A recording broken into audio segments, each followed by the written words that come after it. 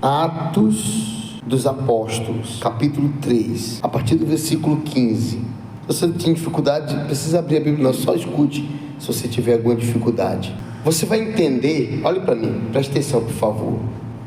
Você vai entender uma coisa no que eu vou ler aqui para você. Que Deus, o foco de Deus é estritamente transformar uma pessoa, salvar, dar a vida eterna. Essa vida eterna não é simples, por favor, preste atenção. Olha o pastor.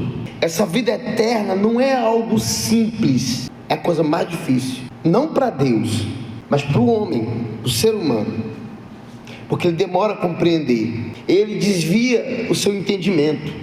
Ele substitui o entendimento pela religiosidade.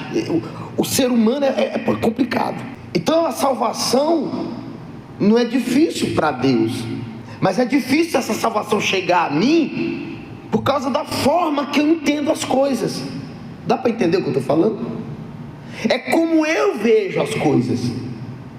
E Deus não pode fazer nada se eu não tiver a visão. Se eu não tiver a visão correta, se eu não tiver o entendimento correto do que Deus quer fazer na minha vida, Deus não pode fazer. Eu tô criando expectativas erradas sobre Deus. Eu estou criando, eu estou tendo entendimento errado sobre Deus. Então, como eu penso sobre Deus, será a minha vida. Então, se eu olho para Deus apenas como alguém que me abençoa, me dá coisas, dinheiro, casa, carro, que pode converter um filho, mudar um marido que bebia, que fumava, e fazer ele agora um cristão, porque eu quero ele transformado. Veja que são coisas que eu quero. Eu vejo Deus assim. Tudo que Deus representa para mim,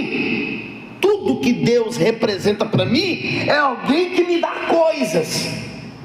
Eu não tenho nenhuma visão sobre o que Ele quer me dar realmente, que é a minha salvação, a minha vida. Deu para entender? Então essa minha forma de ver Deus impede que eu nasça de novo. É isso que me impede de nascer de novo. É como eu vejo Deus para mim. Olha só, no versículo 16, Atos 3, versículo 16. Pela fé no nome de Jesus, este homem que vocês veem e conhecem foi curado. Pela fé no nome de Jesus Cristo é que esse homem foi curado. Então Pedro começa a mostrar aos judeus que por causa da fé aquele homem foi curado. Mas por que aquele homem foi curado? Pedro vai dizer por que Jesus curou aquele homem. A cura daquele homem simbolizava a salvação. Ele vai dizer aqui, ó: pela fé no nome de Jesus, este homem que vocês veem e conhecem foi curado. A fé no nome de Jesus o curou diante dos seus olhos. Irmãos, sei que vocês, versículo 17, e seus líderes agiram por ignorância, referindo-se a eles ter matado Jesus. Mas Deus assim cumpriu o que todos os profetas haviam predito acerca do Cristo, que era necessário ele sofrer essas coisas. 19. Agora arrependam-se e voltem-se para Deus. Ele curou aquele homem para falar de arrependimento. Jesus curou aquele homem para falar de restauração, regeneração de vida. Veja que foi cura. A cura acontece restaurando o quê? O corpo. A salvação é para o corpo, é para o ser humano. Então a cura é o primeiro sinal de que Deus está restaurando uma pessoa. Você pode ver que as pessoas estão dentro das igrejas sem cura, estão dentro da igreja sem libertação. Veja que as pessoas estão dentro das igrejas com problemas espirituais. Isso é um sinal de que não está havendo salvação. Porque quando a pessoa compreende a salvação, a primeira coisa, ela é curada de todas as suas mazelas espirituais. Como aqui, a pessoa ela é curada, ela é liberta. Acontece a libertação porque é no corpo, é espiritual. Tem a ver, está ligado à salvação. Está ligado à salvação. Então não é normal uma pessoa dentro da igreja, principalmente aquele que começa a vir todo dia, e nada mudar na vida dele. Não é normal. Alguma coisa essa pessoa está entendendo errado. Porque a primeira coisa que Deus faz, mostrando a sua salvação, é restaurando aquele corpo, seja da depressão que ele tinha, seja de uma doença que ele tinha, qualquer defeito, qualquer problema. Jesus curou para revelar que ele era o Salvador. Aqui, ó. Mas Deus, versículo 18, assim cumpriu o que todos os profetas haviam predito acerca do Cristo, que era necessário que ele sofresse essas coisas. Agora arrependam-se e voltem-se para Deus, para que seus pecados sejam apagados.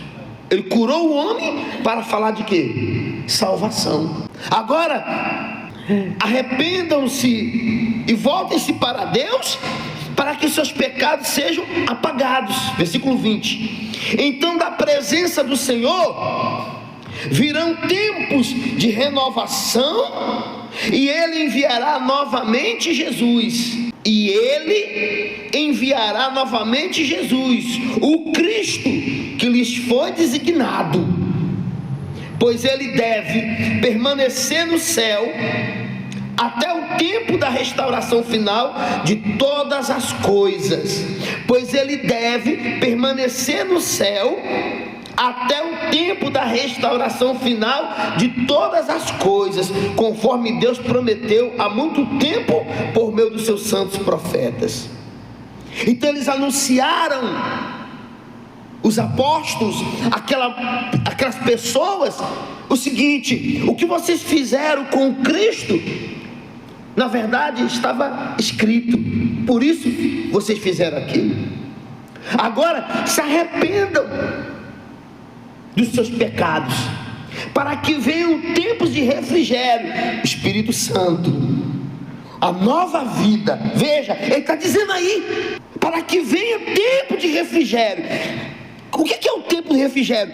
A vida do Espírito na pessoa. E no dia que está determinado, ele venha e leve vocês. É isso que ele está dizendo. E salve vocês. E aí você fala isso na igreja, as pessoas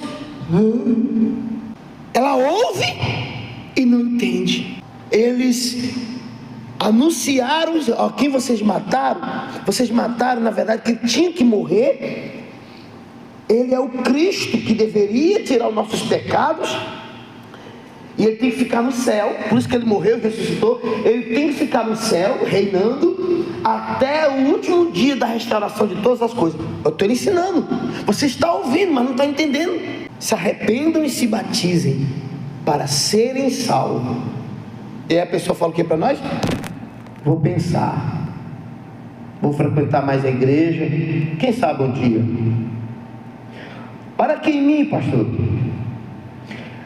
Olha aqui minha família, pastor. Eu estou com um problema, pastor. A minha vida, pastor, ela não ouviu nada que foi falado. Eu acabei de falar e você não ouviu.